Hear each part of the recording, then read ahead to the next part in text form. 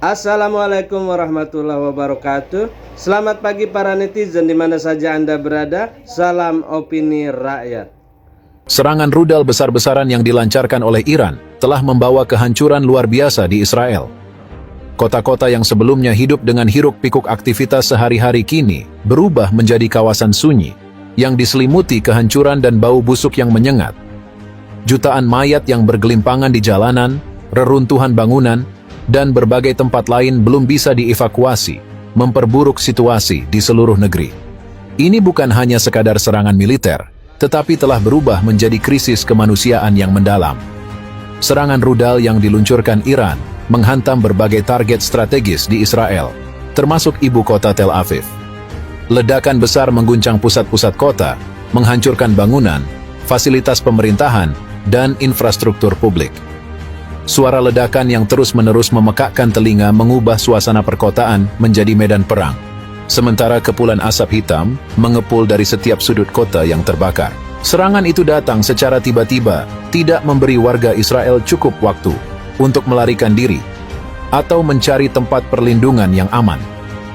Banyak yang terjebak di rumah, di dalam kendaraan, atau di tempat kerja ketika rudal-rudal menghantam kota. Dalam hitungan jam, korban jiwa mulai menumpuk dengan jumlah yang sulit untuk dihitung secara pasti. Sebagai hasil dari serangan ini, rumah sakit dan fasilitas medis kewalahan menangani korban. Ruang-ruang gawat darurat penuh sesak dengan orang-orang yang terluka, sementara banyak yang terpaksa dirawat di koridor atau bahkan di luar bangunan rumah sakit. Tim medis yang terbatas jumlahnya bekerja tanpa henti, tetapi tidak bisa memenuhi kebutuhan besar dari jumlah korban yang terus bertambah. Salah satu masalah terbesar yang dihadapi Israel pasca serangan adalah lemahnya proses evakuasi. Jumlah korban tewas yang sangat besar membuat tim evakuasi kewalahan. Banyak jalanan yang hancur akibat ledakan, membuat kendaraan penyelamat tidak bisa menjangkau daerah-daerah yang paling terdampak. Akibatnya, banyak mayat yang dibiarkan tergeletak di tempat mereka tewas, tanpa ada upaya cepat untuk memindahkan mereka ke tempat yang lebih aman atau layak. Di Tel Aviv dan kota-kota besar lainnya, jalanan dipenuhi dengan mayat. Beberapa terbaring di trotoar, sementara yang lain ditemukan di reruntuhan gedung-gedung yang runtuh. Mereka yang meninggal dunia karena tertimpa reruntuhan atau terkena ledakan rudal terjebak di bawah puing-puing bangunan, membuat tim penyelamat semakin sulit untuk mengevakuasi mereka. Tidak hanya itu, cuaca yang panas mempercepat proses pembusukan mayat-mayat ini. Bau busuk bangkai mulai menyebar di seluruh kota, mengganggu pernapasan dan membuat kondisi hidup semakin tidak layak. Bau ini menjadi begitu menyengat, sehingga warga yang selamat harus memakai masker atau kain penutup hidung untuk bisa bertahan di luar ruangan.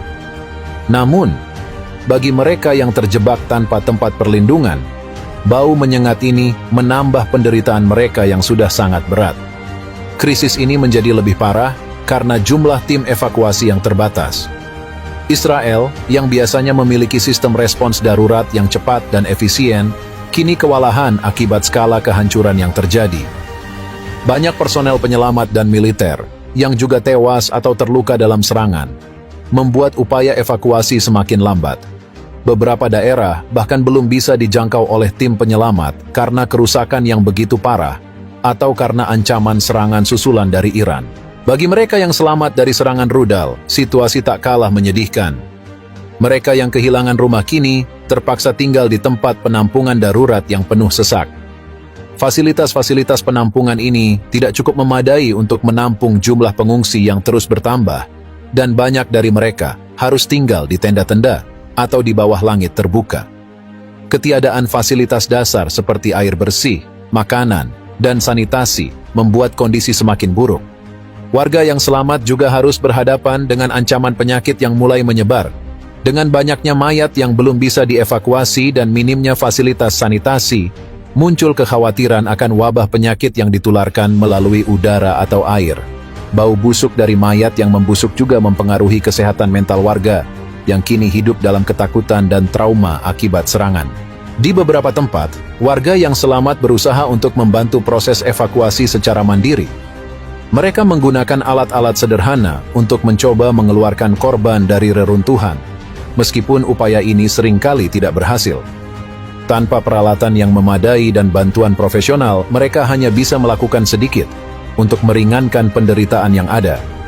Meskipun situasi tampak sangat suram, ada upaya-upaya yang sedang dilakukan untuk mengatasi krisis ini. Organisasi kemanusiaan internasional seperti Palang Merah dan Badan Pengungsi PBB, UNHCR, telah memobilisasi tim-tim mereka untuk membantu upaya evakuasi dan memberikan bantuan kepada para pengungsi di Israel. Bantuan ini termasuk suplai makanan, air bersih, dan peralatan medis yang sangat dibutuhkan oleh warga yang selamat. Selain itu, komunitas internasional juga telah memulai diskusi tentang kemungkinan gencatan senjata antara Israel dan Iran untuk mencegah eskalasi lebih lanjut. Negosiasi ini tidak mudah, mengingat ketegangan yang telah berlangsung lama antara kedua negara, tetapi ada harapan bahwa upaya diplomatik bisa mengurangi risiko serangan lebih lanjut. Israel juga berupaya memulihkan infrastruktur dasar, meskipun upaya ini masih terkendala oleh banyak faktor. Rekonstruksi bangunan yang hancur, perbaikan jalan, dan pemulihan pasokan listrik menjadi prioritas utama pemerintah.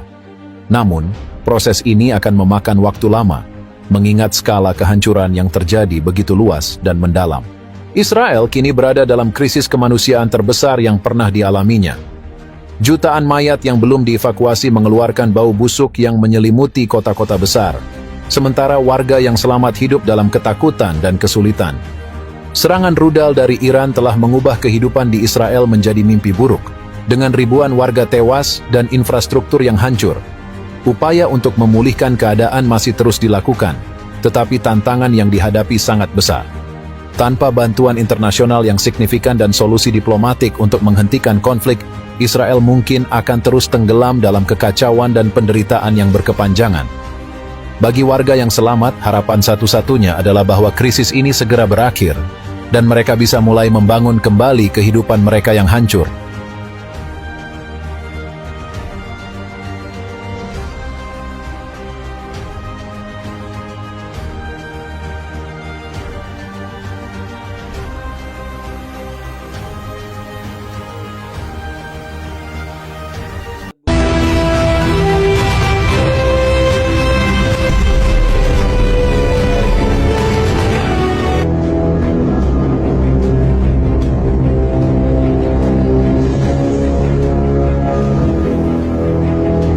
Dirahasiakan media barat, pasukan Iran hampir kuasai separuh wilayah Israel.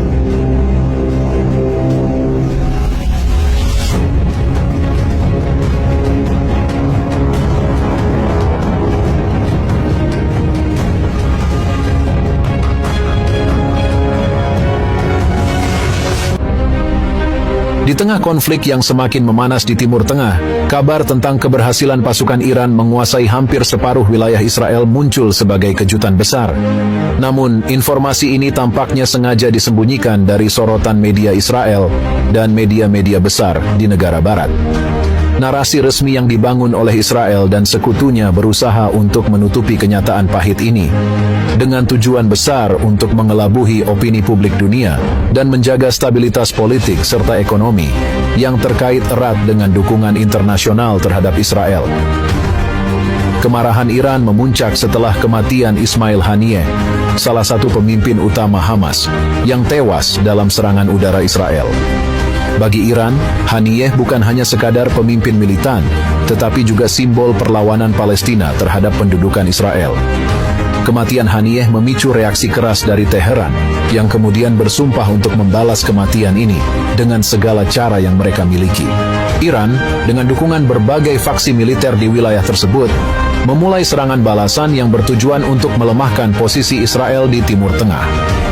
Dalam beberapa bulan terakhir, pasukan Iran berhasil merangsek masuk ke wilayah Israel, menguasai berbagai pos militer strategis, dan memperluas kendali mereka hingga hampir separuh wilayah negara tersebut. Keberhasilan militer Iran ini tidak bisa dianggap remeh.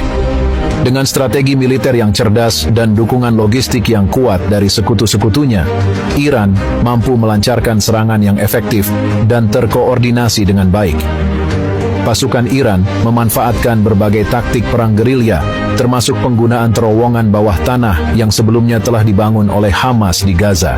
Dengan menguasai terowongan-terowongan ini, Iran mampu melancarkan serangan mendadak di berbagai titik di Israel, membuat pasukan pertahanan Israel, IDF, kewalahan dan sulit untuk memprediksi pergerakan mereka.